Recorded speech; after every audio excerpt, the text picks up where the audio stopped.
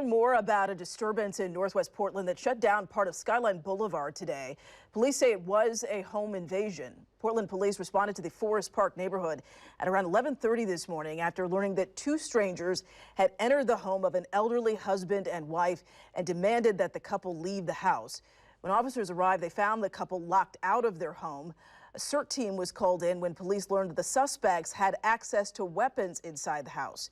After spending hours securing the area and trying to contact the suspect, officers entered the home and took a man and a woman into custody. Michael Mazzi and Karina Tribue, both 33 years old, were arrested on burglary charges.